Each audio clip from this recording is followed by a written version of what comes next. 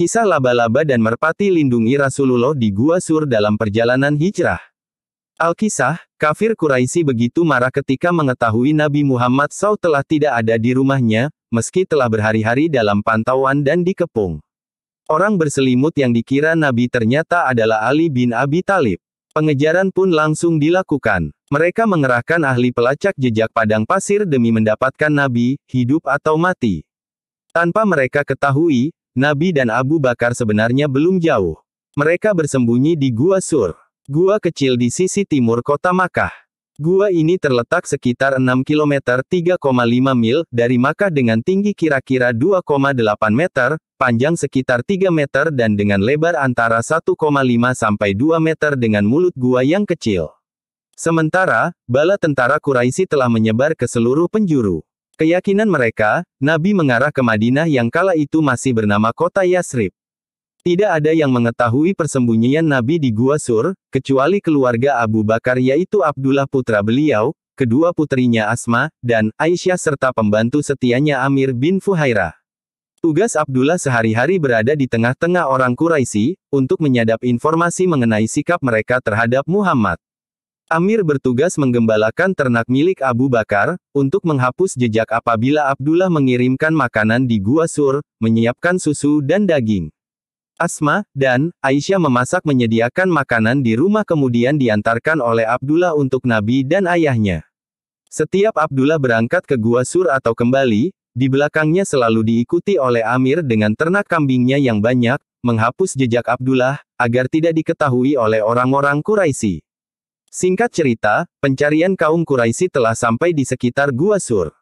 Mereka yakin, Nabi belum jauh dan jika bersembunyi maka akan berada di guna ini. Mereka pun berkeliling di sekitar gua dan hendak masuk. Namun, pertolongan Allah SWT telah terjadi sebelumnya. Seekor laba-laba, jauh sebelum bala tentara tiba, telah membuat sarang di mulut gua. Lantas, atas kuasa Allah, sepasang burung dengan ranting-ranting pohon merpati kemudian bertelur dan langsung mengerami persis di mulut gua. Setelah mereka melihat di mulut gua itu terdapat sarang laba-laba dan di sampingnya ada 2 ekor burung dara sedang mengerami, mereka mengurungkan niatnya untuk memeriksa ke dalam gua.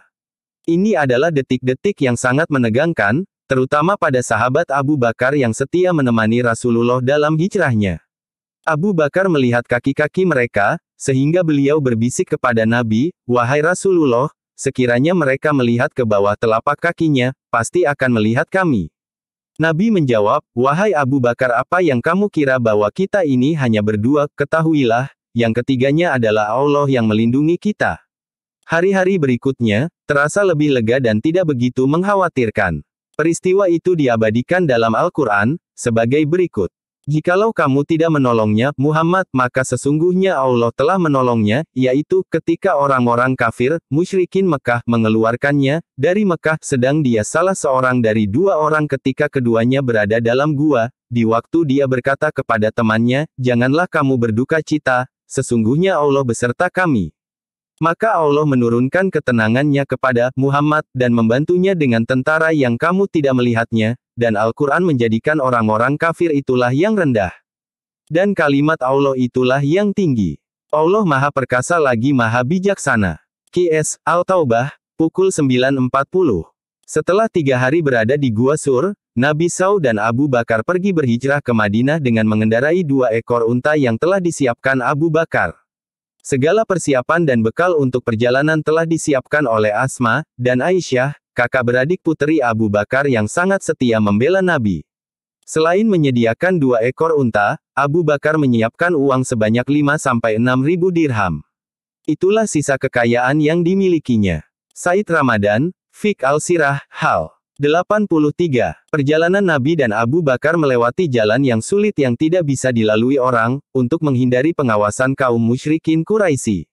Para sahabat Nabi yang lain berhijrah secara sembunyi-sembunyi, kecuali Umar ibn Al-Khattab, seorang pahlawan yang dijuluki Singa Padang Pasir. Umar ibn Al-Khattab, setelah mengetahui para sahabat Nabi berhijrah langsung menghunuskan pedangnya mengumumkan kepada orang-orang Quraisy bahwa beliau akan berhijrah. Setelah melakukan salat 2 rakaat di Masjid Al-Haram beliau berangkat dan tidak ada seorang pun yang berani mengganggu. Ali bin Abi Thalib, setelah menyelesaikan amanatnya, berhijrah dengan berjalan kaki. Di siang hari yang panas menyengat beliau bersembunyi di balik gunung-gunung batu. Malam harinya melakukan perjalanan, sampai berjumpa dengan Nabi di Kuba, kota kecil dekat Madinah. Nabi dan para sahabatnya kemudian membangun masjid yang pertama kali, dinamai Masjid Kuba. Di kota Yasrib yang kemudian menjadi Madinah al-Rasul atau kota Nabi, umat Islam dan seluruh penduduk kota telah bersiap-siap menerima kedatangan seorang muhajir besar, Nabi akhir zaman dan Rasul yang menjadi rahmat bagi alam semesta. Klik subscribe dan follow.